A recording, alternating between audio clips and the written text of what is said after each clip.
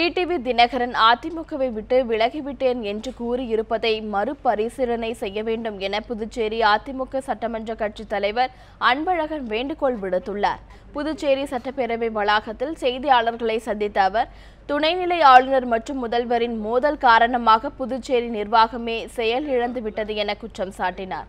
மேலும் கடந்த 2 வாரத்தில் 5 கொலைகள் நடைபெற்றுள்ளதாகவும் சட்டம் ஒழுங்கு சீர்கெட்டுள்ளதற்கு இருவருமே காரணம் எனவும் அவர் குறை கூறினார்.